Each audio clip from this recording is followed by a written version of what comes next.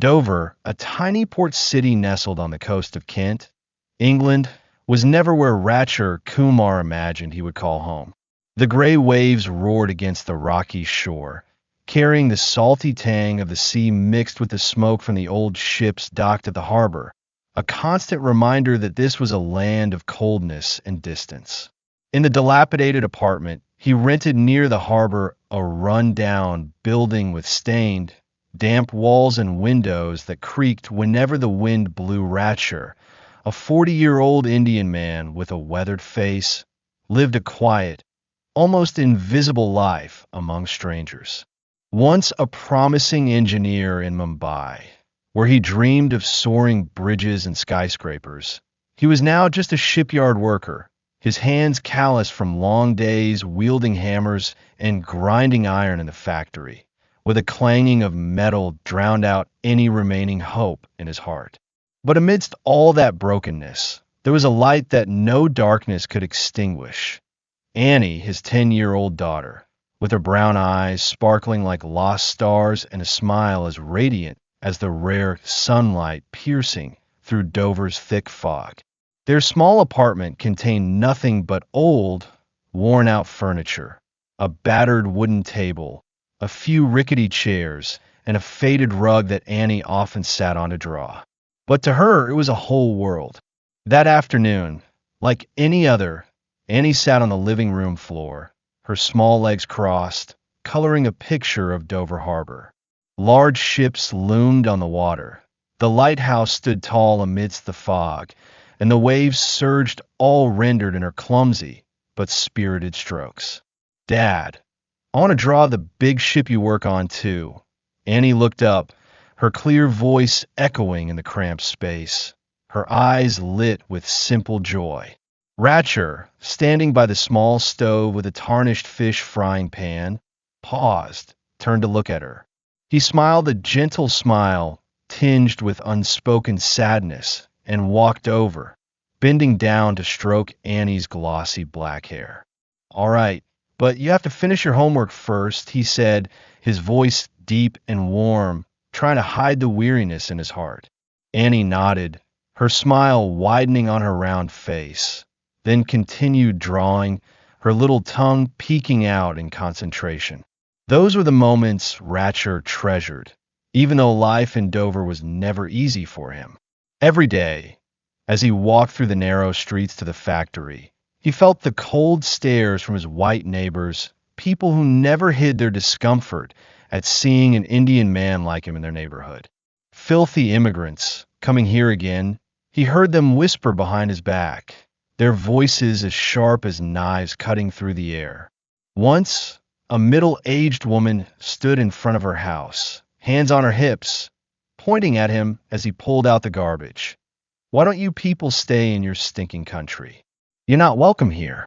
Ratcher bowed his head, didn't answer, walked faster, but inside him was a raging storm, not of anger, but of the pain of helplessness.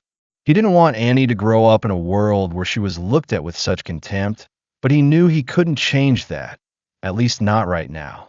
Annie was all he had left after losing his wife 3 years ago.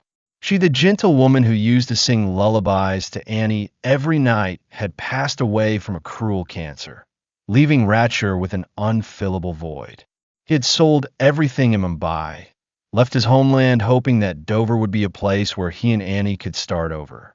But reality was harsher than his dreams.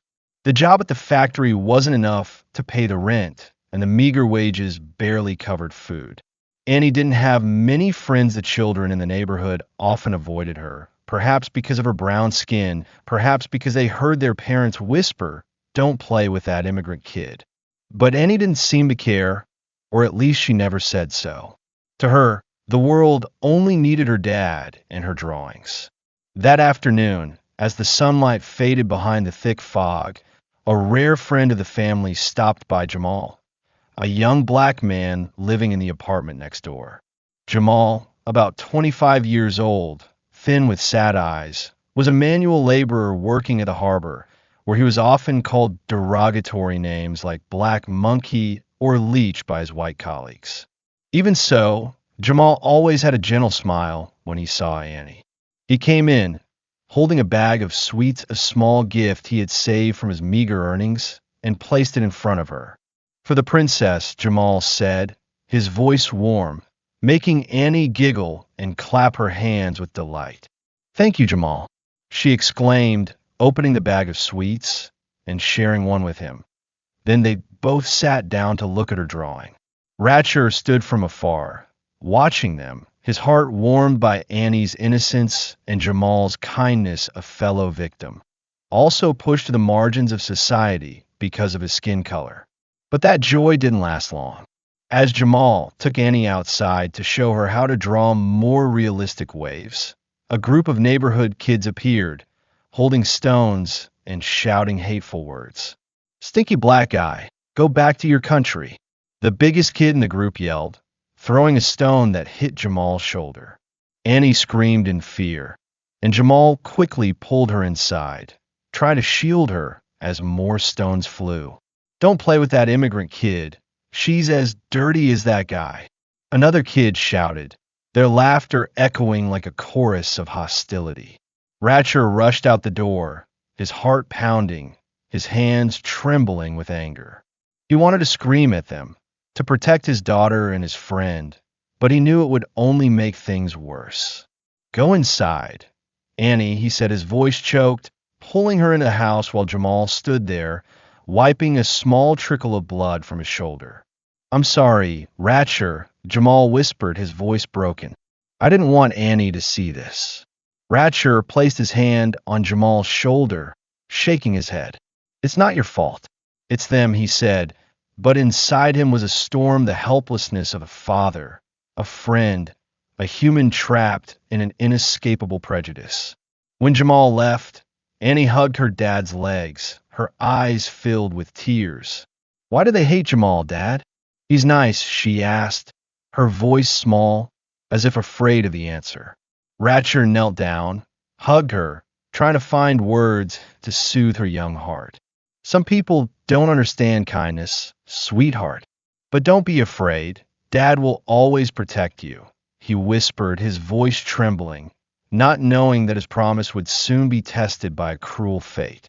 He stood up, watching Annie return her drawing, her little hands holding the pencils again, as if she wanted to draw a better world than the one they lived in. "I forgot my red pencil in the shed," Annie said, then ran out to the backyard to get it, her little feet skipping on the damp ground. Ratcher smiled after her, unaware that it was the last glimmer of peace in their lives. That moment with Annie's clear laughter, Jamal's presence, and the invisible cracks of prejudice was the perfect picture of a resilient little family in a hostile society, portraying a deep father-daughter relationship, introducing a sharp racial discrimination like a knife cutting through simple dreams, and foreshadowing an impending tragedy, leaving the reader with a feeling of both warmth and unease. The last rays of the day faded into the thick fog that enveloped Dover, leaving the sky a gray shroud over the cold port city. In the small apartment near the harbor, Ratcher Kumar stood by the stove, his calloused hands carefully flipping pieces of fish in an old pan, the smell of frying oil mingling with the sea salt seeping through the cracked window. The sound of waves crashing against the rocks echoed steadily, like the heartbeat of a world he never truly belonged to.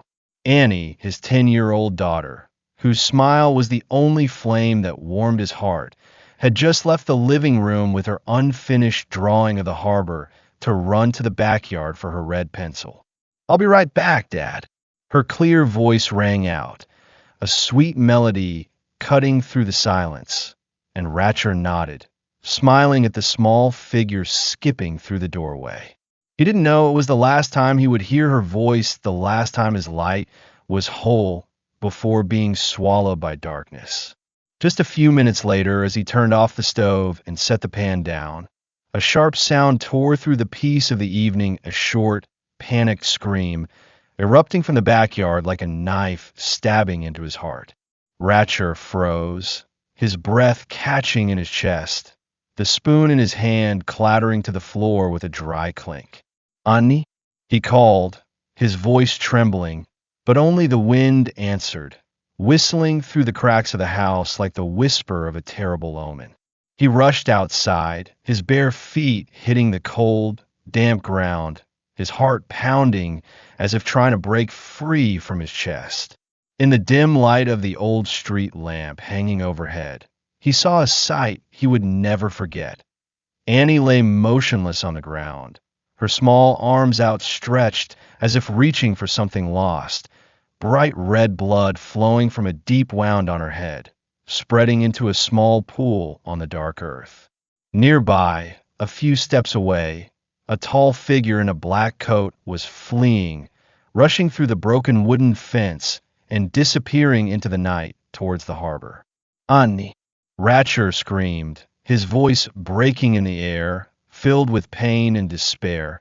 But the figure didn't stop, leaving him kneeling beside his daughter, his trembling hands embracing her small, cooling body.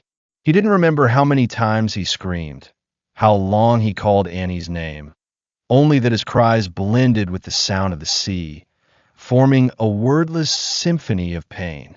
His hands, once calloused from long days of work to support her, now clumsily stroked her hair, trying to wipe away the blood still flowing from the wound. But the blood kept flowing, staining his fingers crimson, an indelible accusation.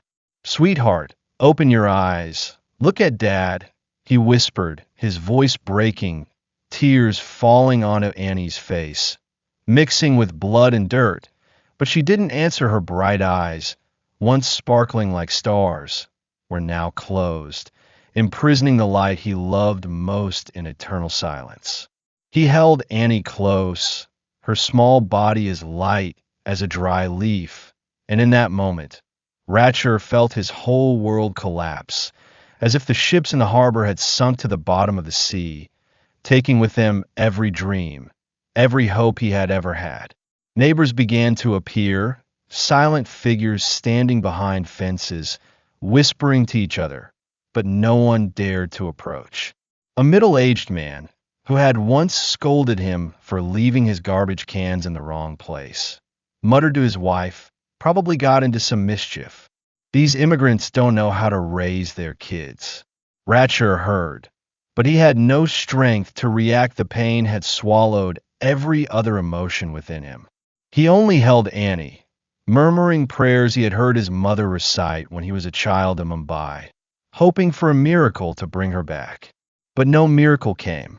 Instead, the sound of an ambulance siren echoed from afar, cutting through the night, and the flashing red and blue lights shone on his tear-streaked face, a reminder that the cruel reality had begun.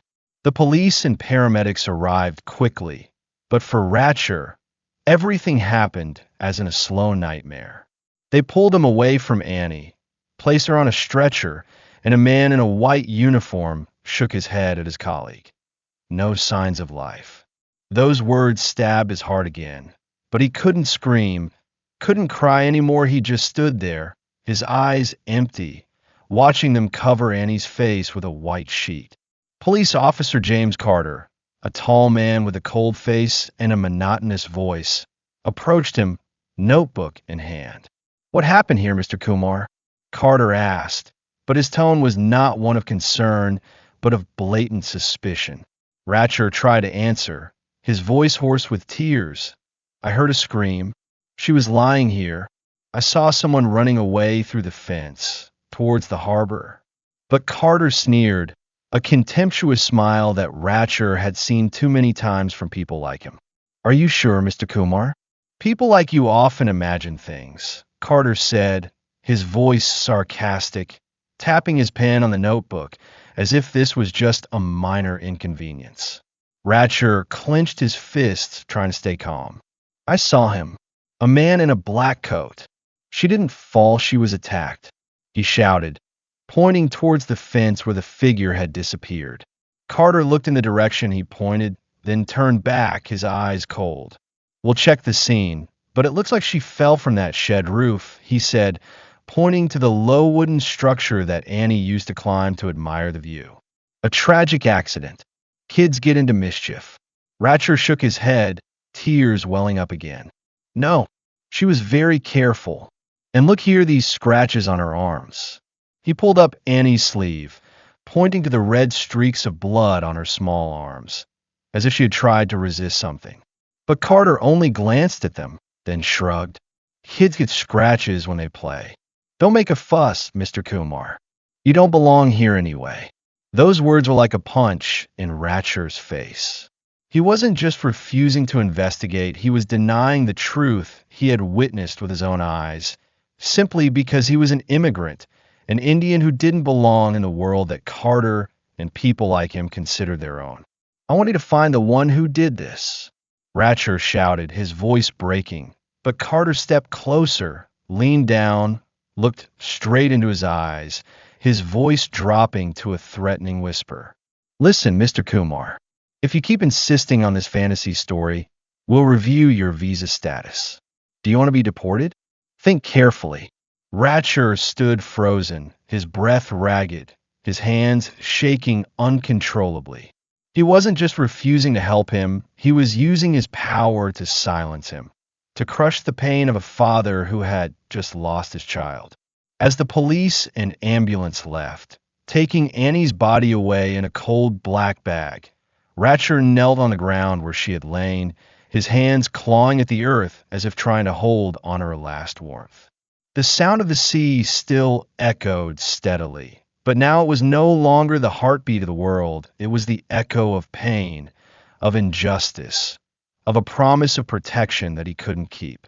He looked up at the pitch-black sky, devoid of stars, and in his heart, a fire began to burn, not the fire of life that Annie had brought, but the fire of rage and determination. He would not let his daughter's death be buried in indifference and prejudice. This section marks the tragic event, Annie's mysterious death, portraying Ratcher's overwhelming pain, highlighting the blatant racial discrimination from Officer Carter, and creating a powerful motivation for him to seek the truth, opening up a journey filled with hardship ahead. 3 days after that fateful night, the Dover sky remained heavy, covered in a gray layer of clouds, as if to suppress any remaining hope in Ratcher Kumar's heart. His small apartment was now suffocatingly silent, without Annie's clear laughter, without the sound of pencils gliding on paper as she drew pictures of the harbor. Annie's last, drawing the large ship, the lighthouse, and the waves lay lonely on the table, a painful reminder of what he had lost. Ratcher didn't remember how he had lived through those 3 days, the hours passing in a delirious haze of tears, the restless sleeps filled with nightmares of Annie's closed eyes, and the gnawing pain in his chest every time he looked at the empty corner of the room where she used to sit. But today, he had to face what he feared most, his daughter's funeral, where he would have to say his final farewell to the only light in his life. St. Anne's Church, an old stone building near the harbor, was where Harris and Sons, the local funeral home, held Annie's funeral. The cold gray walls of the church, stained with time, seemed to reflect the pain in Ratcher's heart as he stepped through the heavy wooden door, his feet trembling as if reluctant to move forward.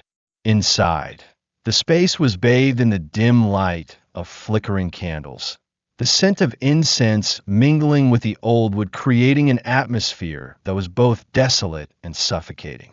Annie's small oak coffin was placed in the center of the altar, decorated with pure white birch flowers, the flowers she used to love picking when they bloomed by the roadside in spring. But for Ratcher, the purity of those flowers couldn't hide the pain raging within him. He stood silently before the coffin, his red eyes looking down at his daughter's face, a face that once shone like sunlight, now pale, cold, covered with a thin layer of powder, as if to hide the fact that Annie was no longer alive. The funeral attendees were sparse, mostly a few curious rather than grieving neighbors, and Jamal, the family's black friend, standing quietly in the corner of the room with eyes sunken from sleeplessness. Jamal had arrived early, bringing a small birch flower to place by the coffin, his hands trembling as he whispered, "I'm sorry, Annie. I should have been there with you." Ratcher looked at Jamal, his heart aching with his sincerity, a man also pushed to the margins of society, who understood the pain of discrimination as he did. But no words of comfort could soothe the wound in Ratcher's heart at this moment. He walked closer to the coffin, his hands trembling as he touched the edge of the oak wood, feeling its coldness seep through his fingertips. He wanted to scream, to smash everything to dispel this cruel reality.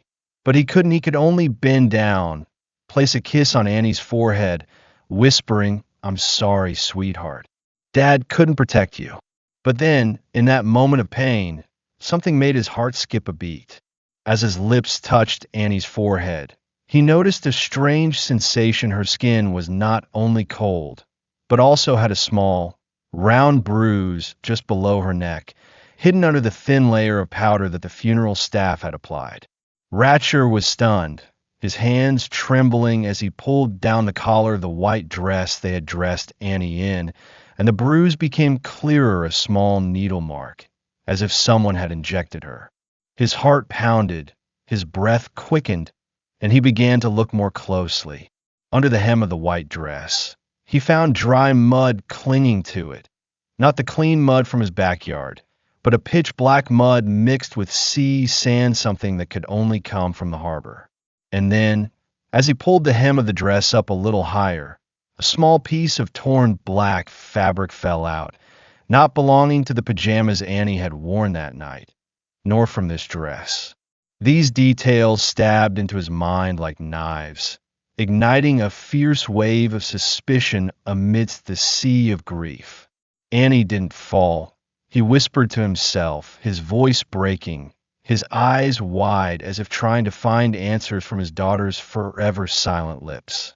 He remembered the figure in the black coat fleeing through the fence, remembered Officer James Carter's cold assertion that it was just an accident.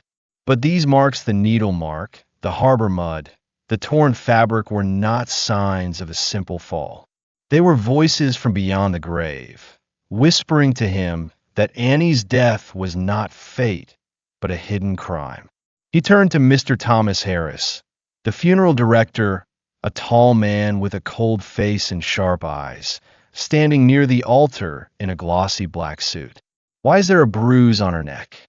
Ratcher asked, his voice trembling but determined, pointing to the tiny needle mark.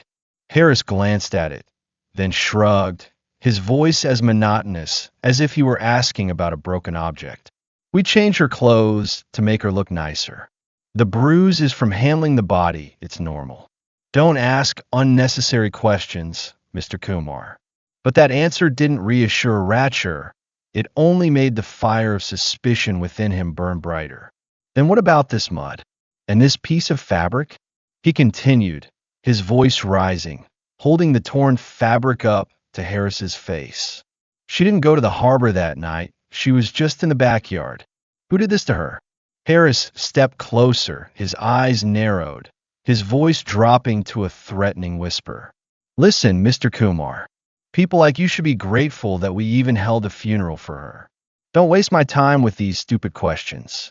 These things mean nothing." Harris's words were like a slap in Ratcher's face, but he didn't stop.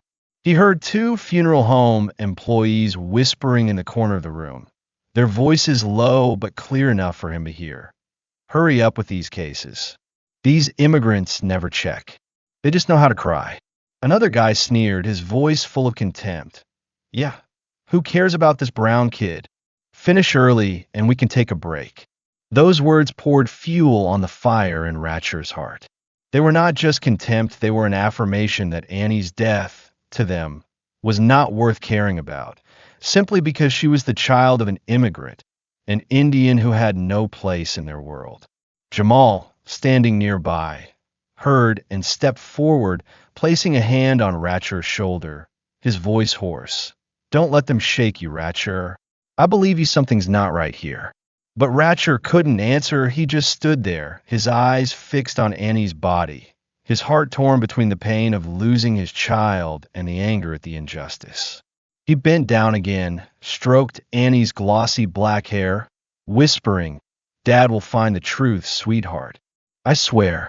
When the funeral attendees left, leaving him alone in the cold church, Ratcher felt a new strength rising from the ashes of his grief, the strength of a father who wouldn't let his child's death be silenced.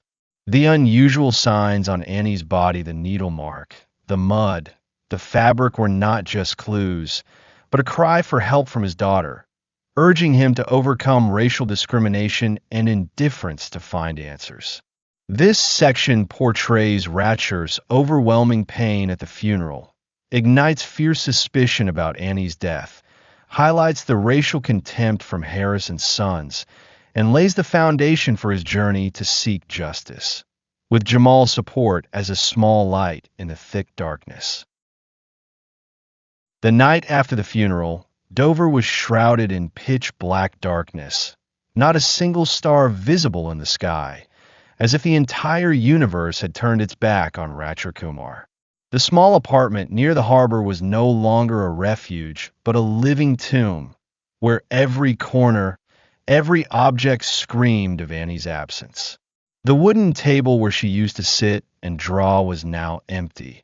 Only her last painting the big ship, the lighthouse, and the waves lying silently, like a silent accusation. Ratcher sat on the floor, his legs curled up like a lost child, his red eyes fixed on the painting, clutching the small piece of torn black fabric he found in Annie's dress at the funeral. That piece of fabric, small and rough, didn't belong to anything in their house, but it carried a terrifying weight like a fragment from a nightmare he couldn't shake. The sound of the sea waves at the harbor still crashed against the rocks, but for him, they were no longer the sound of life, they were the echo of pain, of unanswered questions, of a promise to protect his daughter that he had failed to keep. He couldn't sleep, not from exhaustion, but because every time he closed his eyes, he saw Annie's face, not the radiant smile that once warmed his heart, but her closed eyes, pale skin, and the needle mark on her neck. Those images swirled in his mind, mixed with Mr. Thomas Harris's contemptuous words at the funeral. "People like you should be grateful that we even held a funeral for her." Those words were not just a slap in his face, they were a cold affirmation that to them, Annie was just a number, a brown child not worth caring about, a death that could be buried in indifference. But for Ratcher, Annie was his whole world, the mornings she sang sweetly while he made breakfast, the nights she snuggled into his arms telling stories of her dream to paint the sky, the only light that kept him standing amidst the days of prejudice. Now that that light had gone out, he couldn't accept her leaving in silence, couldn't let those bruises, the harbor mud, and the torn fabric be dismissed as a meaningless story. That night, as the clock struck midnight, Ratcher stood up, his feet heavy as if chained to the floor, but an unseen force, perhaps a father's love, perhaps the anger at injustice, pushed him out to the backyard where Annie had fallen. Under the dim light of the old street lamp, he saw the small wooden shed where she used to climb to admire the view, where he had heard her last scream. The shed now stood silently like a mute witness, its weathered planks stained by time and Dover's relentless rains. He walked over, his hands trembling as he pushed open the creaking door, the smell of damp wood and earth rising suffocatingly. But he didn't care. He needed answers, needed a clue to prove that Annie's death was not an accident, as Officer James Carter had concluded. Inside the shed, the light from the street lamp barely illuminated a small corner, leaving the rest shrouded in thick darkness. Ratcher knelt down, his hands groping on the cold ground, where he had seen Annie lying motionless, blood flowing from the wound on her head. He clawed at the earth, as if trying to dig down to find her warmth, but only black earth and wood chips clung to his hands.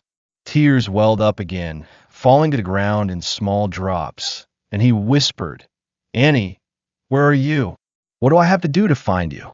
His voice broke, blending with the wind whistling through the cracks of the shed, like a symphony of despair. But then, as he pushed a loose plank on the floor, his fingers touched something hard, a small metal box, hidden under the rotten wood, covered with dust and dirt as if it had been there for a long time. His heart pounded, his breath quickened, and he pulled the box out of the floor, his hands trembling as he opened the lid. Inside was a glossy black USB drive and a crumpled piece of paper scribbled with the words, Harris delivery December 12th. December 12th, the day Annie died, the day his life collapsed. He stared at the USB drive, a small object but carrying a terrible weight, as if it were the key to unlocking the truth he craved. He rushed into the house, turned on the old laptop he used to help Annie with her homework, and plugged in the USB drive with trembling hands. The screen lit up, and what appeared made him gasp in horror of video from a security camera, showing a black van parked near the harbor under the dim moonlight, two men in black coats transferring mysterious crates onto a small ship.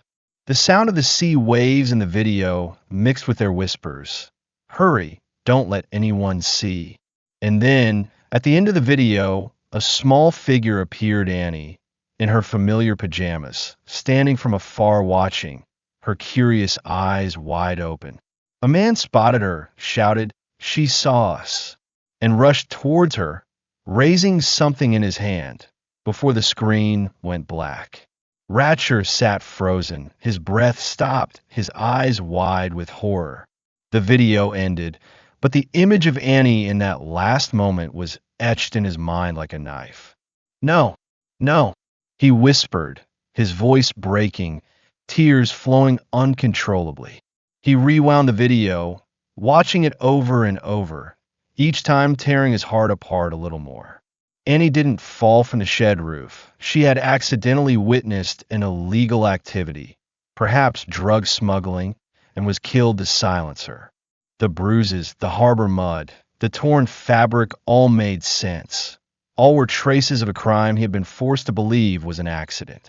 He remembered the figure in the black coat fleeing through the fence, remembered Carter's contemptuous words, "You don't belong here." The truth was now as clear as day, but it was also as dark as the night outside. His daughter didn't die by fate, but by the cruelty of those who considered the life of an immigrant child worthless. But he couldn't stop there.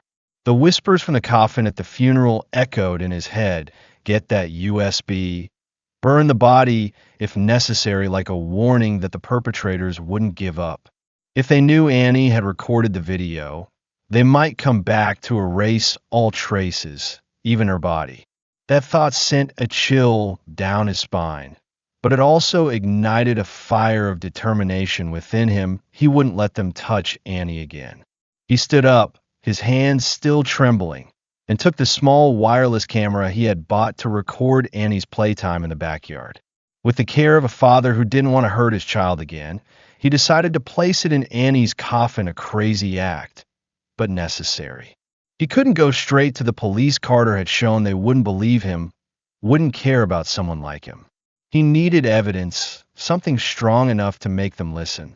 As he left the shed, carrying the camera and the video on the USB drive, the Dover sky was still dark, but in Ratcher's heart, a small light had flickered, not hope, but the determination of a father ready to face the darkness to seek justice for his child. He entered the house, looked at Annie's painting one last time, whispering, "Dad won't give up, sweetheart. I'll find them." This section portrays Ratcher's lingering pain after the funeral, the haunting discovery of the secret box revealing the cause of Annie's death, and the turning point when he decides to place a camera in the coffin, highlighting his fierce suspicion and determination to overcome prejudice to protect his daughter's memory, opening up a journey of difficult investigation ahead. The night after placing the wireless camera in Annie's coffin, Dover was shrouded in an eerie silence, as if the port city was holding its breath, waiting for the horror to be revealed. In the small apartment near the harbor, Ratcher Kumar sat in front of the old laptop screen, his eyes bloodshot from lack of sleep and tears, the pale blue light from the screen reflecting on his face, highlighting the weathered lines of a father who had lost everything.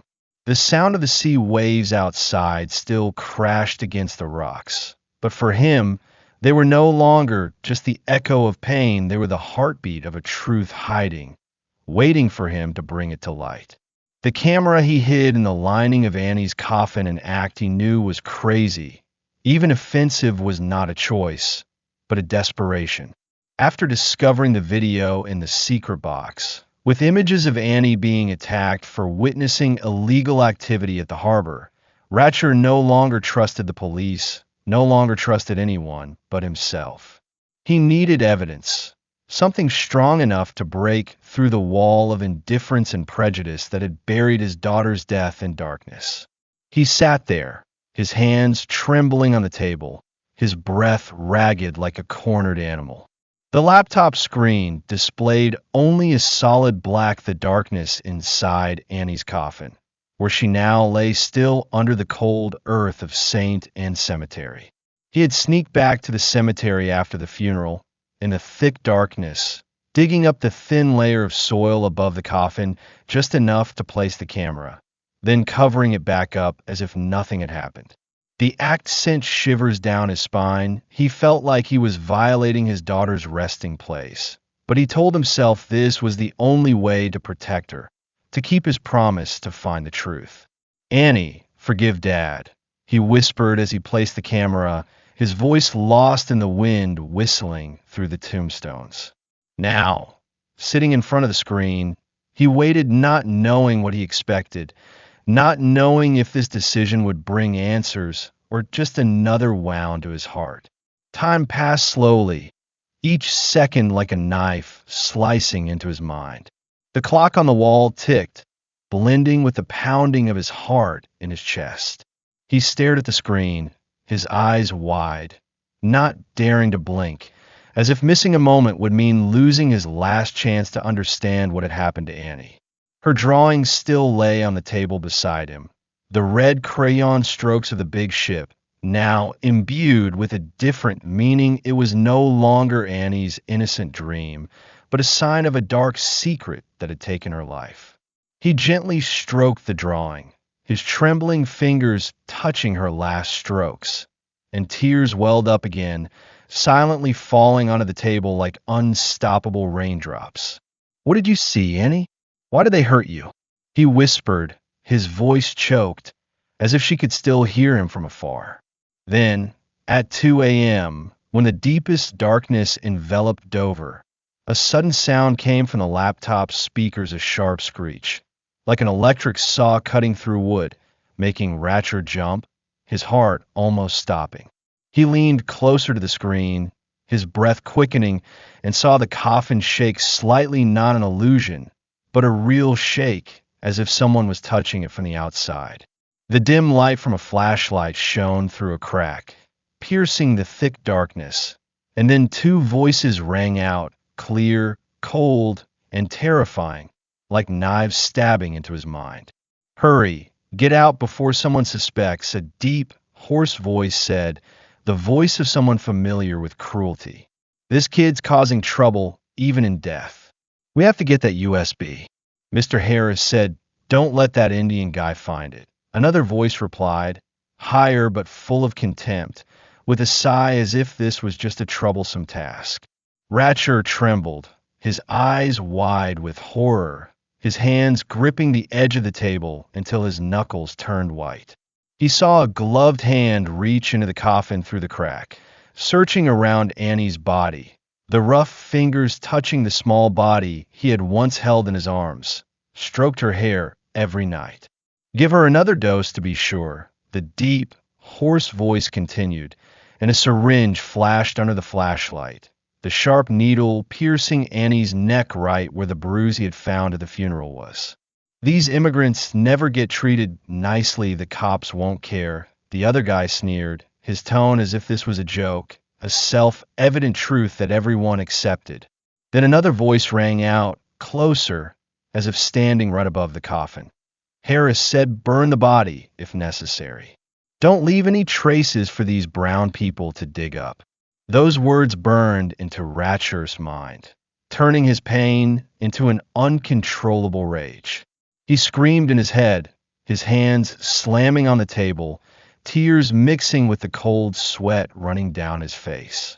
They didn't just kill Annie, they were going to erase her from the world, turn her to ashes to hide their crime, believing that no one would care about an immigrant child, that an Indian father had no right to demand justice. The video continued, and he saw the gloved hand searching around the coffin, looking for the USB drive he had taken from the shed. "It's not here," one guy growled, his voice full of disappointment. "That guy must have taken it. Harris will be furious." The sound of the electric saw rang out again. Then the screen went black as they left, leaving Annie's coffin in deadly silence. Ratcher sat frozen, his breath ragged, his eyes wide staring at the black screen as if looking into an abyss. He rewound the video, listening to those terrifying words over and over, each time his heart being torn apart a little more. "Get that USB, burn the body if necessary. These immigrants never get treated nicely." Those words were not just evidence, but confessions from the perpetrators themselves, confirming that Annie's death was a planned crime, covered up by cold racial discrimination. He remembered the video from the USB, the figure rushing towards Annie at the harbor, and now everything connected like a horrifying picture.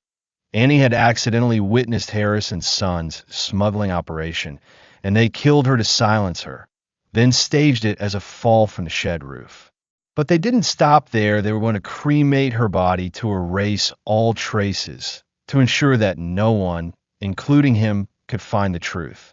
His tears fell endlessly, but in that pain, another fire ignited, the fire of determination, of a father who wouldn't let his daughter be forgotten.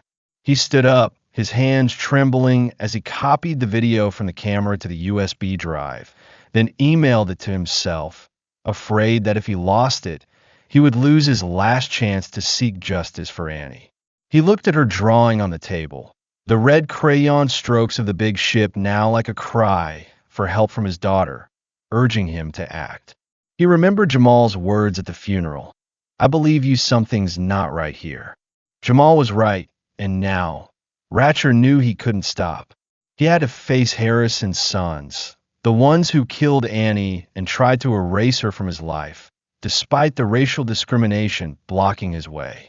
As dawn broke, the faint light pierced through Dover's thick fog, shining on Ratcher's tear-streaked face. He stood there, clutching the USB drive and the video, his heart broken, but his eyes burning with an unquenchable will. "I'll make them pay, Annie," he whispered, his voice hoarse but determined. This section portrays the tension and horror of Ratcher witnessing the cover-up through the camera in the coffin. The pain mixed with determination as he discovers the truth about Annie's death, highlighting the racial contempt from the perpetrators, and marking the turning point when he decides to use the evidence to fight, opening up a journey of challenges ahead. The faint dawn light pierced through Dover's thick fog, shining on Ratcher Kumar's tear-streaked and sweaty face. But that light didn't bring comfort. It only highlighted the invisible scars on his heart after the horrifying night watching the video from the camera in Annie's coffin. The small apartment near the harbor was no longer a refuge, but a silent battlefield, where he sat in front of the laptop with bloodshot eyes, clutching the USB drive containing 2 videos, one from the shed, one from the coffin, as if holding his very life. The sea waves outside still crashed against the rocks, but for him, they were no longer the echo of pain. They were the heartbeat of a vow, a commitment that he wouldn't let Annie's death be buried in indifference and racial discrimination. The cold words from the video, "Get that USB, burn the body if necessary. These immigrants never get treated nicely," echoed in his head like a death sentence, not just for Annie, but for all those like him, considered worthless in the eyes of the perpetrators. But he didn't give up. The pain had turned into a fire of determination, and he knew he couldn't go on alone. Ratcher stood up, his feet heavy as if chained to the floor. But he forced himself to walk, not to run away, but to find people who could help him bring the truth to light. He looked at Annie's drawing on the table, the red crayon strokes of the big ship now like a cry for help from his daughter, urging him to act. He remembered Jamal's words at the funeral. "I believe you something's not right here," and realized that in the darkness of prejudice, there were still small rays of friendship, of empathy between those who endured injustice together. But Jamal, though a sincere friend, didn't have enough strength or resources to confront Harrison's sons. He needed other allies, people who not only believed him, but also had the ability to turn evidence into weapons. With trembling hands, he copied the 2 videos onto a backup USB drive, put in his pocket, and left the apartment, carrying the pain and will of a father ready to face the world to protect his daughter's memory. The bus station near the harbor was cold and deserted, with only a few figures silently waiting in the dim morning light. Ratcher stood there, his breath forming white puffs in the freezing air, his sunken eyes staring into the distance towards the horizon, where the ships silently sailed as if carrying Annie's dreams. He boarded the bus, the earliest trip to downtown Dover, where he hoped to find Liam Nguyen, a Vietnamese investigative journalist he had read about in the Kent Messenger. Liam, who had written about injustices in minority communities, who had been seen as a thorn in the side by the police and local authorities for his persistence, was the only glimmer of hope Ratcher could think of. He didn't know Liam, had no connection other than the words in the newspaper, but he knew that someone who had endured prejudice like him could understand his pain and desperation now. When the bus stopped in front of the Kent Messenger office, a low building with gray walls and dusty windows, Ratcher got off, his legs trembling, but his eyes burning with an unquenchable will. He entered, the smell of printed paper and old ink rising suffocatingly, and asked the receptionist about Liam Nguyen in a hoarse voice. "I need to see him. It's a matter of life and death." The middle-aged woman looked at him, her eyes slightly suspicious at his disheveled appearance and brown skin, but eventually made a call to Liam. A few minutes later, a man in his 30s came out Liam, with messy black hair, bright eyes, but carrying the weariness of years of struggle and a wary smile. "Who are you? What's going on?" Liam asked, his voice deep but not lacking curiosity. Ratcher took a deep breath, trying to keep his voice from breaking. "My name is Ratcher Kumar. My daughter, Annie, is dead. They said it was an accident, but I know it wasn't. I have evidence." He took the USB drive from his pocket, held it up to Liam, his hands trembling as if handing over his whole life. Liam looked at him, his eyes slightly surprised, then nodded, leading him to a small corner room with a cluttered desk and an old computer. "Sit down. Tell me," Liam said, his voice softening, as if sensing the pain in Ratcher's every breath. He began to tell about the night Annie fell, the fleeing figure, the bruise on her neck, the box in the shed, and the video from the camera in the coffin. He turned on Liam's laptop, plugged in the USB drive, and as the 2 videos played the scene of Annie being attacked at the harbor, the scene of Harris and Sons employees searching the coffin, Liam's eyes widened, his hands clenched into fists. "Oh my God," Liam whispered, his voice trembling. "This isn't just a murder, it's a conspiracy." Liam stood up, pacing back and forth in the room, his eyes lit with a fire of determination that Ratcher recognized, the fire of someone who had been looked down on, pushed to the margins, but never gave up. "I believe you," Liam said, his voice firm. "I've written about Harris and Sons. There are rumors they're involved in smuggling, but no one has evidence. Now we do. But we need more. We need to analyze the video. We need a plan to confront them." Ratcher nodded, his heart lightening a little knowing he was no longer alone. But he knew Liam was right. This evidence wasn't enough to make the police act, wasn't enough to break through the wall of prejudice he had encountered from Officer James Carter. "I have someone who can help," he said, his voice hoarse. "Sanjay, my cousin in Birmingham. He's a computer engineer. He can analyze it further." Without hesitation, Ratcher called Sanjay from the public phone in the office. His old phone had run out of battery last night. Sanjay, a 35-year-old man with a deep voice and the calmness of an engineer who had fixed complex systems, answered immediately. "Ratcher, why do you sound so strange? What's wrong?" He told him everything, his voice breaking when he mentioned Annie, and Sanjay was silent for a moment, then said, "I'll take the earliest bus. Wait for me." 6 hours later, Sanjay appeared in Dover, carrying a powerful laptop and a bag of technical tools, his eyes red when he hugged Ratcher. "I can't believe Annie's gone," Sanjay whispered, his voice breaking. "But I'll help you for Annie, for the family." The three of them, Ratcher, Liam, and Sanjay, sat in the small corner room of the Kent Messenger office, the light from the laptop screen shining on their faces, like warriors preparing for an uncompromising battle. Sanjay plugged the USB drive into his laptop, his hands flying across the keyboard, analyzing each frame of the two videos. "This truck has the Harris & Sons logo," he said, his voice firm, pointing to a faint symbol on the truck in the harbor video. "And these crates, the chemical symbols on them aren't for normal embalming fluids. It looks more like synthetic drugs, disguised to get past customs." Liam nodded, scribbling notes on a piece of paper. "This explains why they killed Annie. She accidentally filmed their smuggling operation. And the video in the coffin shows they're still trying to erase the evidence." Ratcher sat silently, listening to their words, his heart aching when he thought of the moment Annie faced the perpetrators, but also burning with a fierce while knowing he had allies. "We need to set a trap," Liam said, his voice deep but determined. "Spread the word that you have evidence and we'll give it to the police. If Harris & Sons panic, they'll reveal themselves and we'll catch them." Sanjay nodded, adding, "I can set up a remote recording system if they come. We'll have more evidence." Ratcher looked at the two of them.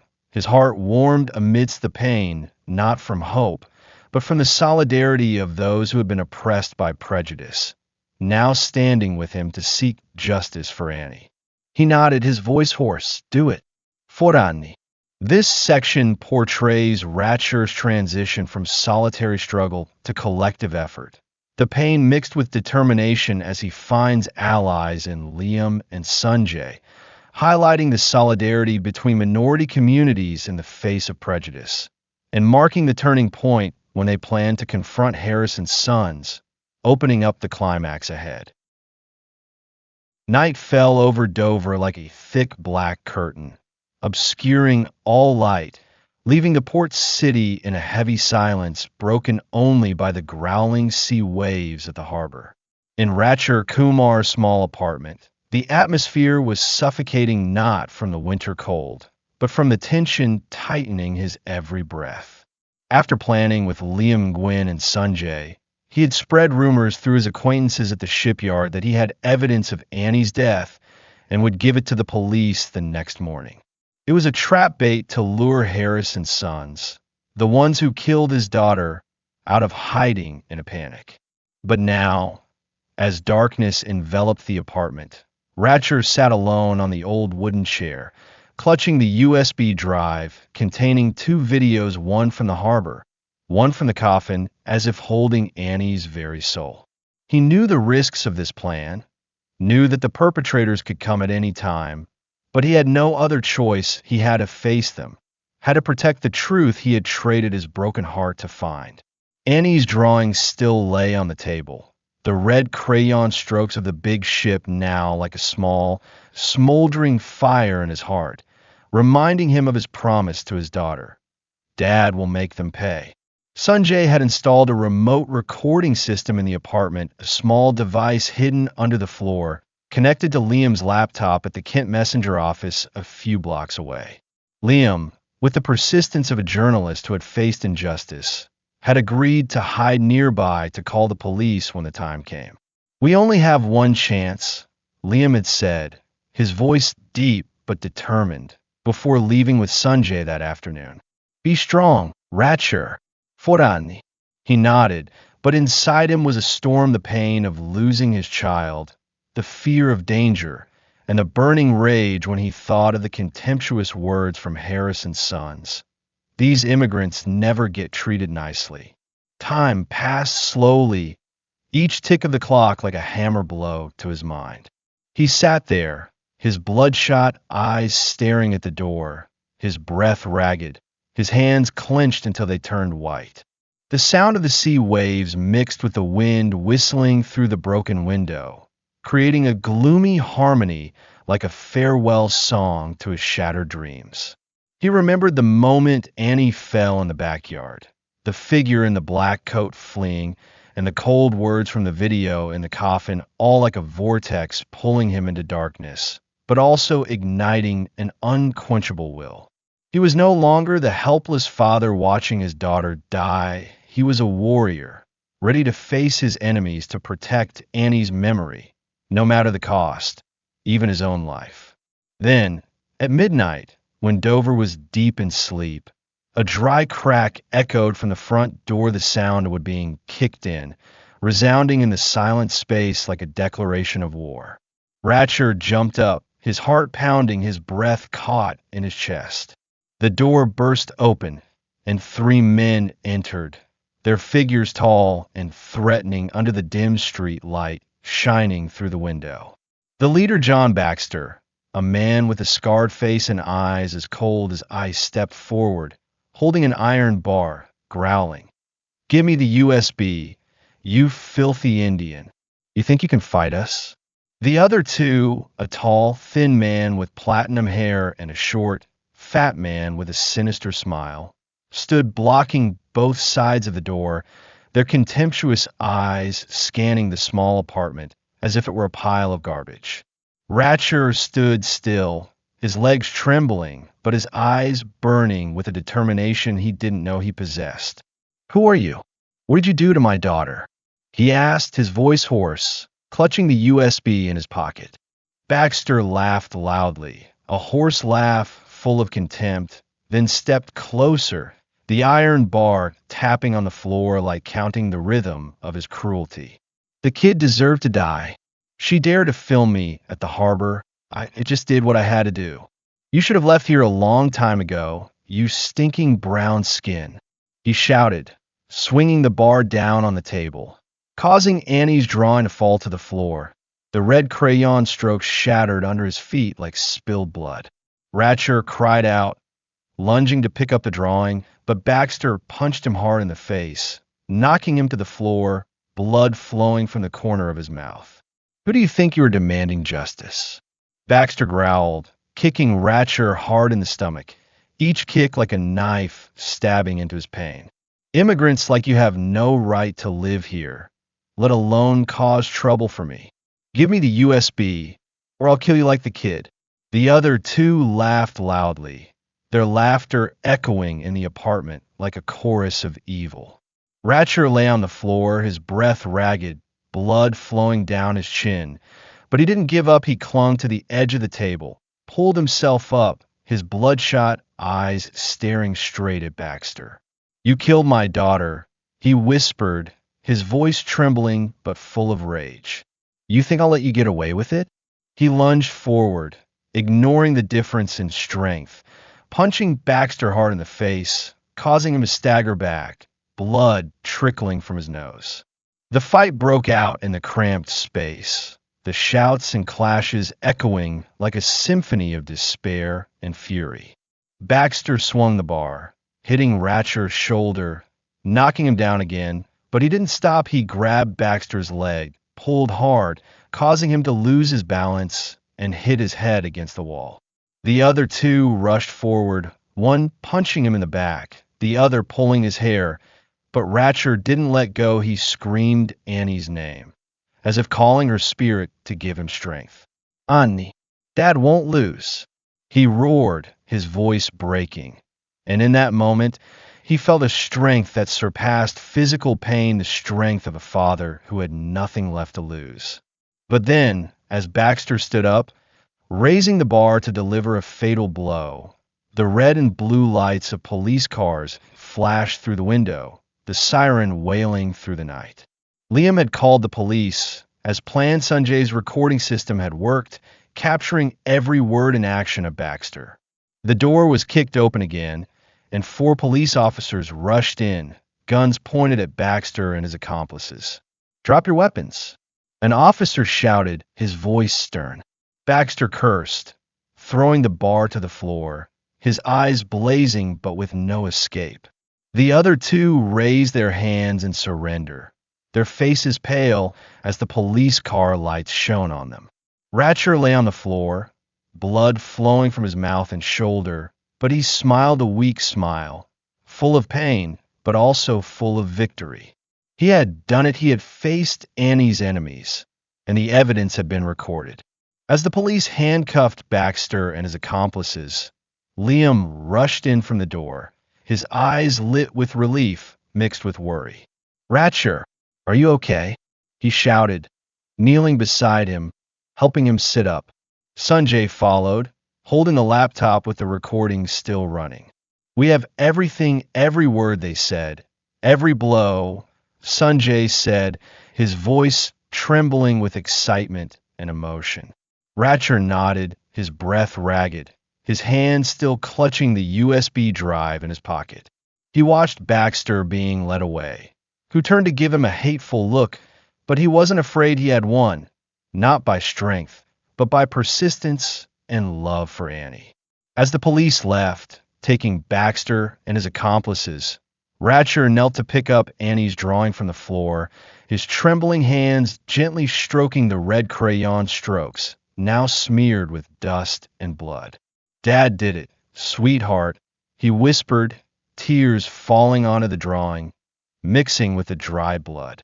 This section is the dramatic climax with a direct confrontation between Ratcher and John Baxter, portraying his pain mixed with courage in the face of intense racial discrimination, highlighting the strength of father-child love and the solidarity of Liam and Sanjay, marking the turning point when the perpetrators are arrested, paving the way for the revelation of the truth in the next part.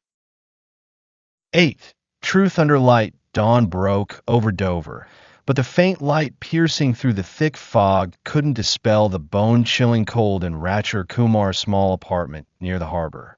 After the bloody confrontation with John Baxter and his accomplices, he lay on the floor, dried blood clinging to the corner of his mouth and shoulder, his breath ragged, but his eyes still burning with an unquenchable fire.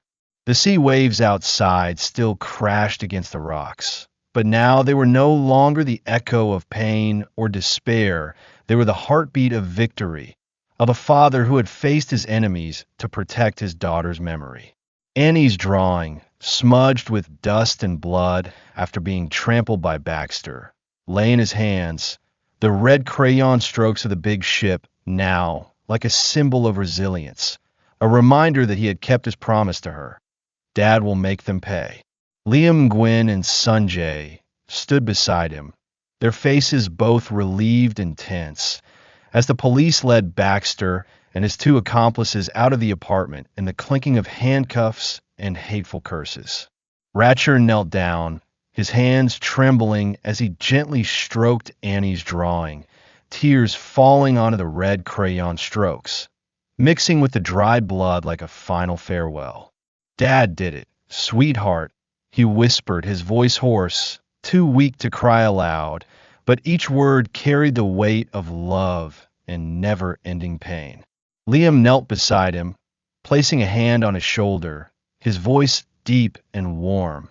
"You were very strong, Ratcher. We have everything, the recording, the videos, and their confessions. They can't escape now." Sanjay, holding the laptop with the recording still running, nodded, his eyes red with emotion. "Every word they said in this room, Every blow was recorded. We'll bring them to justice.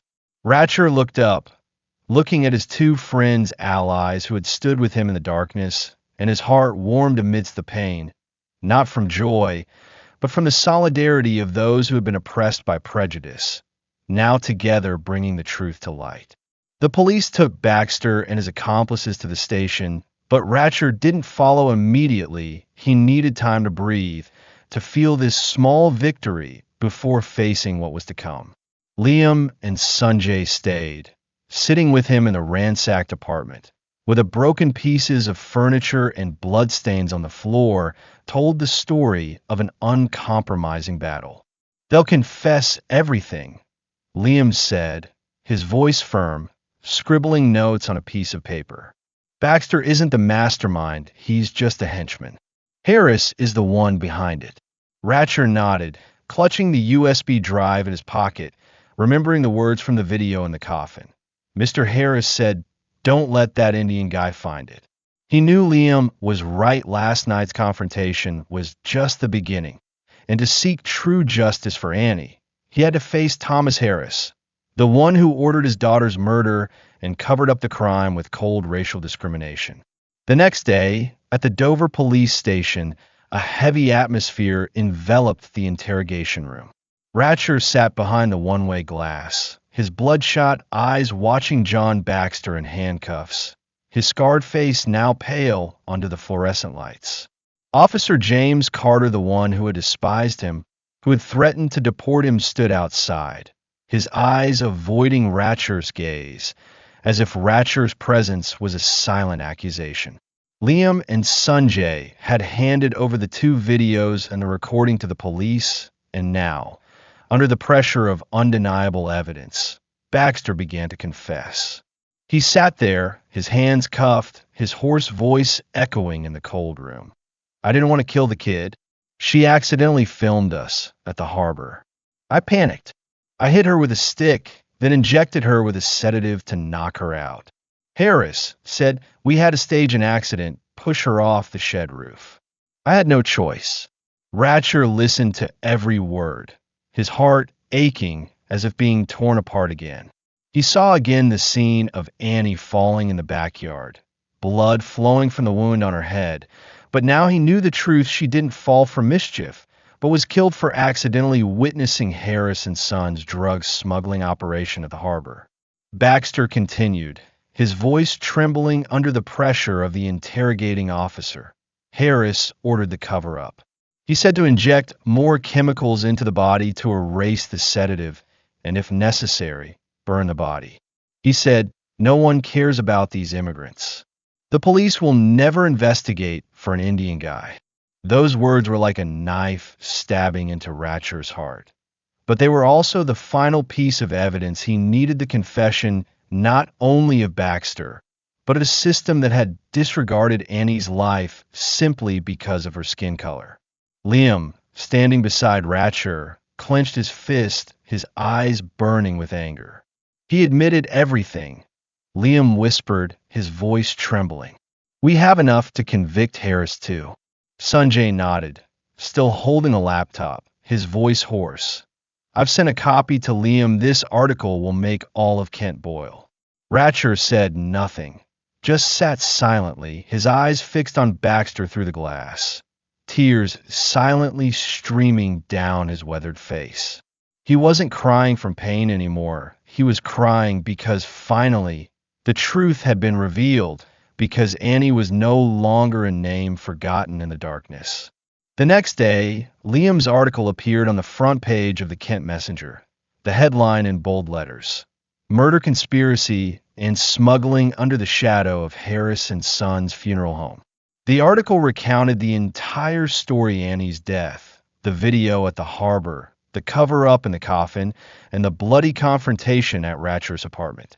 Liam not only presented evidence, he also exposed the cold racial discrimination that had made Harris and Sons believe they could get away with it. They exploited the prejudice that an immigrant family wouldn't dare to fight, that the police wouldn't care about the death of a brown child. The article spread quickly, like a fire blazing through Dover's thick fog, causing outrage throughout Kent and beyond.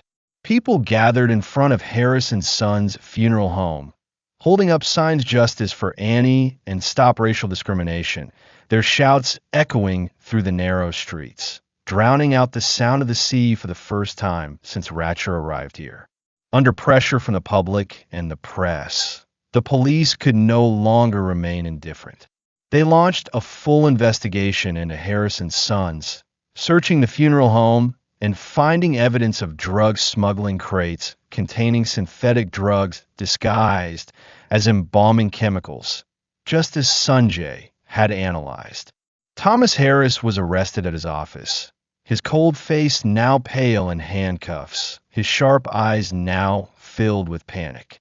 At the trial, the undeniable evidence, the video from the harbor, the video in the coffin, the recording from the confrontation, and Baxter's confession were presented to the jury. Baxter was convicted of manslaughter, receiving a 20-year prison sentence, while Harris and his accomplices faced charges of murder, smuggling, and obstruction of justice, with sentences possibly reaching life imprisonment. Ratcher sat in the courtroom, clutching Annie's drawing, his bloodshot eyes watching Harris and Baxter being led away. He didn't cheer, didn't smile. This victory didn't bring Annie back, didn't erase the pain in his heart. But as the judge struck the gavel, announcing the verdict, he felt a burden lifted, not the pain, but the helplessness that had weighed him down since the night Annie fell.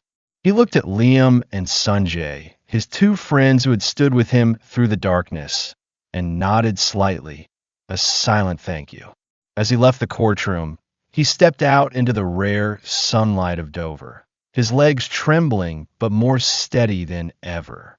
The truth had been revealed in the light, not just about Annie's death, but about the racial discrimination that had allowed the perpetrators to act with impunity. This section portrays Ratcher's victory when the truth is revealed, the pain mixed with solace when justice is served, highlighting the consequences of racial prejudice, and marking a significant milestone in his journey, paving the way for healing in the final section. The rare sunlight of a winter morning shone down on Dover, piercing through the thick fog that enveloped the port city, like a belated consolation for Ratcher Kumar after long months shrouded in darkness. The verdict at the trial had brought justice for Annie John Baxter and Thomas Harris, along with their accomplices, were convicted. Harris and Sons was shut down, and the drug smuggling network was dismantled. But as he stood before the gates of St. Anne's Cemetery, clutching his daughter's smudged drawing, he didn't feel the joy of a victor. The sea waves at the harbor still crashed against the rocks, but now they were no longer the heartbeat of victory or pain. They were the whispers of memory, of a father who had done everything to protect his child, but couldn't bring her back. The red crayon strokes of the big ship on the drawing were now like a small, smoldering flame in his heart, not burning brightly as when Annie was alive, but quietly, persistently, like a promise that he wouldn't let her be forgotten. Ratcher stepped through the cemetery gates, his legs trembling but more steady than ever, his calloused hands from days of hard work, now gently placing Annie's drawing beside the small gravestone engraved with her name. Annie Kumar, 2014-2024, Dad's Light. He knelt down, his fingers gently stroking the inscription, tears silently falling onto the cold ground, soaking into the earth where his daughter rested. Dad did it, sweetheart, he whispered, his voice hoarse, too weak to cry aloud, but each word carried the weight of love and never-ending regret. Those who hurt you have paid the price. I found the truth, as I promised you. He bowed his head, his hands clutching the earth, as if trying to hold on to Annie's last warmth. But only the bone-chilling cold responded. He remembered the night she fell in the backyard, her closed eyes in the coffin, and the contemptuous word from Harris and Sons, no one cares about these immigrants. But now, the truth had been revealed, and the world had to listen. The days after the trial passed like a dream. Liam Nguyen's article in the Kent Messenger had spread throughout Kent, causing outrage and awakening the conscience of thousands. People gathered in front of the sealed funeral home, holding up signs justice for Annie and stop racial discrimination, their shouts echoing through the narrow streets, drowning out the sound of the sea that Ratcher once thought was endless. He didn't join those protests. He didn't have the strength to stand in the crowd. Didn't want to hear condolences from strangers. He just sat in the small apartment, his bloodshot eyes watching Annie's drawing, clutching the USB drive that had now become her legacy, not a lifeless object, but her voice, a cry for help that had broken through the wall of prejudice. But the victory at the trial didn't erase the pain in him. It only eased the helplessness, only brought a little comfort that Annie didn't leave in vain. Liam and Sanjay visited him often, bringing food and the empathetic silence he needed more than any words. Liam, with the bright but weary eyes of a journalist who had faced injustice, sat beside him one afternoon, his voice deep and warm. "You did what many wouldn't dare, Ratcher. Annie will be proud of you." Sanjay, the cousin with the engineer's hands who had analyzed the life-saving evidence, placed a hand on his shoulder, his voice hoarse. "We did it for Annie, but also for all those like us, those who are looked down on." Ratcher nodded. His heart warmed amidst the pain, not from joy, but from the solidarity of those who had been oppressed by prejudice, now together turning pain into strength. Jamal, the black friend who had been stoned by the children, also stopped by once, bringing a small birch flower, Annie's favorite, and placing it on the table, his sunken eyes looking at him. "I know what it's like to lose a loved one, Ratcher," Jamal whispered, his voice breaking. "But you gave her a voice. That's what I couldn't do for my brother." He hugged Jamal. Two men pushed to the margins of society, now sharing a common pain, a common strength. But sitting alone in the apartment wasn't what Annie wanted for him. Ratcher knew that. Every time he looked at her drawing, he heard her clear laughter echoing somewhere, as if urging him to get up, to do something bigger so that her memory wouldn't just be a sad story. With the help of Liam and Sanjay, he started a new plan, establishing the Annie Kumar Foundation, a charity to fight transnational crime and protect immigrant communities from racial discrimination. He didn't have much money, didn't have power, but he had Annie's story, a story that had made all of Kent listen, a story that could inspire others.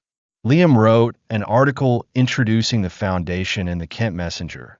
Sanjay designed a simple website to appeal for support, and Jamal became the first volunteer, bringing the enthusiasm of someone who had endured prejudice like him. The early days of the foundation weren't easy. Ratcher stood before small groups at community centers, recounting Annie's story in a hoarse voice, his hands trembling as he held her drawing. He talked about the night she fell, about the video in the coffin, about the racial discrimination that had allowed the perpetrators to act with impunity. No one cares about these immigrants, and about how he had fought to change that. The listeners, from immigrant families like him to local people who had been indifferent, sat silently, their eyes red as he finished. "I don't want any other child to die like Annie. I don't want any other father to feel as helpless as I did." Gradually, the foundation received support, small donations from Dover residents, help from nonprofit organizations, and letters of thanks from those who had been looked down on like him. He didn't become a hero, he was still a broken father, but he found a purpose, a way to turn pain into an unextinguished flame. One evening, as the sunlight faded behind Dover's thick fog, Ratcher hung Annie's drawing on the living room wall, next to a small photo frame of her smiling brightly by the harbor. He stood there, his bloodshot eyes watching the drawing, his hand gently stroking the red crayon strokes that were no longer smudged. Sanjay had helped him restore it, like a final gift for Annie.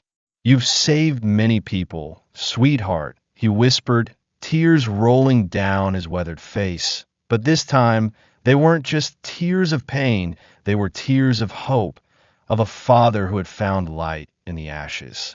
He stepped out into the backyard, where Annie had fallen, and looked out at the harbor, where the ships still sailed silently. He felt a little peace, not complete peace, because the pain of losing his child would never leave him, but the peace of someone who knew he had done everything for his daughter. The Annie Kumar Foundation began to grow, bringing small but meaningful changes, workshops on immigrant rights, anti-smuggling campaigns, and support for families who had been overlooked like his. Liam continued to write articles. Sanjay ran the website, and Jamal stood beside him at every talk, like a reminder that they weren't alone. Ratcher never forgot Annie every day. He looked at her drawing, heard her laughter in the wind, and felt her presence in every step he took. He vowed not to let racial discrimination steal the voices of people like him again. And with every action of the foundation, he kept Annie's flame burning. As the last sunlight faded behind the fog, Ratcher stood silently by the harbor, his hands in his pockets, his eyes gazing into the distance towards the horizon. He was no longer the helpless father of yesterday. He was the keeper of the flame, the one who brought Annie's legacy to the world. This section portrays Ratcher's gradual healing, the pain mixed with hope as he turns loss into action, highlighting the strength of father-child love and the solidarity between minority communities, closing the story with a message of will and hope amidst the ashes of tragedy. Beneath the ashes lies a horrifying truth, is more than just a tale of a father's loss and his quest for justice. It's a profound exploration of enduring love, the resilience of the human spirit, and the battle against deeply ingrained social injustice. From the cold, narrow streets of Dover, where rare sunlight filters through the dense fog like a belated comfort, Ratcher Kumar emerges from the shadows of grief to find light. Not the light of complete happiness, as his loss can never be undone, but the light of hope, purpose, and an inextinguishable flame. The narrative begins with Annie, a 10-year-old girl whose radiant smile warms her immigrant father's heart, and concludes with the Annie Kumar Foundation, where her flame spreads, illuminating the lives of others marginalized by prejudice. Through this journey, the story not only uncovers the shocking truth about Annie's death, but also imparts profound life lessons, echoing like the ceaseless waves against Dover's rocky shore. That love can triumph over tragedy, perseverance can shatter the walls of injustice, and solidarity is the ultimate strength against the darkness of prejudice. The essence of the story lies in Ratcher's transformation. An ordinary father, once helpless against racial discrimination and societal apathy, who discovers extraordinary strength in his love for his daughter. When Annie falls in the backyard on that fateful night, the blood from her head wound is a silent accusation. Ratcher not only loses the soul light of his life, but also faces a world that dismisses her death as insignificant, merely because she is the child of an Indian immigrant. Officer James Carter's deportation threats, the cold disdain of Harris and Sons employees, and the neighbors' whispers about these immigrants not knowing how to raise their children are like daggers to his heart, yet they also fan the flames of his resolve. From the depths of despair, kneeling beside Annie's lifeless body, to the acute suspicion at her funeral upon discovering a needle mark, Ratcher refuses to yield. He rises, navigates the darkness, and transmutes his grief into action. The primary lesson is the power of love, not romantic or idealized love, but a father's love, willing to confront the world to honor his child's memory, proving that even in tragedy, love is an inexhaustible source of strength, an unquenchable flame amidst the ashes. Ratcher's journey also exemplifies perseverance. A second lesson that resonates like the clang of hammers in the shipyard where he once worked. From finding the hidden box with the video of Annie's assault at the harbor to the harrowing night he views the Coffin camera footage, Ratcher persists in his quest for answers, despite each revelation deepening his pain. He faces police indifference, Harris and Son's contempt, and John Baxter's hatred in a violent confrontation, yet he remains undeterred. Placing a camera in his daughter's coffin, a desperate yet audacious move, he records the perpetrator's cover-up. He spreads rumors to expose them, despite the danger, and he rises from a blood-soaked floor, his body broken, to safeguard Annie's evidence. This persistence not only delivers justice, Baxter's conviction, Harris's arrest, and the dismantling of the smuggling ring, but also shatters the prejudice that an immigrant like him has no right to the truth. The lesson: perseverance can turn the impossible into reality, that even when the world turns against you, unwavering will can alter destiny, like the lighthouse in Annie's drawing, steadfast in the thick fog. However, the narrative transcends Ratcher's individual struggle. It's a story of solidarity, the third and most potent message, shimmering like the faint light piercing Dover's fog. Upon discovering the horrifying truth about Annie's murder, for accidentally filming Harris and Son's smuggling operation, Ratcher realizes he cannot act alone. Liam Nguyen, a Vietnamese journalist with a fervent sense of justice, believes him, amplifying the evidence through his Kent Messenger article. Sanjay, his skilled engineer cousin, analyzes videos and installs recording devices, helping to trap the culprits. Jamal, a black friend subjected to prejudice, stands by him at the funeral and later joins the foundation, sharing his own pain to lighten Ratcher's burden. These individuals, marginalized by prejudice, enduring slurs like filthy immigrants or stinky blacks, form an unbreakable alliance, transforming personal grief into collective power. This unity not only exposes Harris and Sons, but also ignites the Annie Kumar Foundation, providing a voice for the voiceless. The lesson: solidarity surmounts all barriers, that in the darkness of injustice, small acts of friendship and empathy can coalesce into a powerful flame, capable of transforming a community. The story also reveals racial discrimination as an invisible weapon, wounding lives like Ratcher's, Annie's, Liam's, Sanjay's, and Jamal's. From Carter's dismissive words, "You don't belong here," to Harris's callous remark, "No one cares about these immigrants," the narrative illustrates that prejudice is not just words, but a system enabling perpetrators to act with impunity, believing a brown child's life is unworthy of investigation. But Ratcher's journey proves that this injustice can be defeated, not by violence or vengeance, but by persistence, irrefutable evidence, and the courage of those who stand up. With Baxter's conviction, Harris's arrest, and public outrage demanding justice for Annie, the wall of prejudice begins to crumble, paving a new path for the marginalized.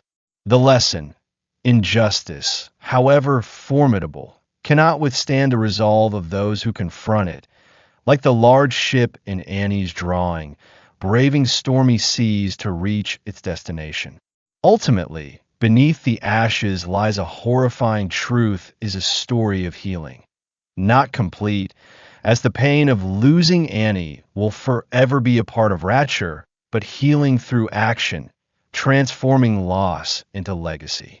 Standing before Annie's grave, placing her drawing by the headstone and whispering, "You've saved many people, sweetheart," Ratcher finds not only justice but purpose.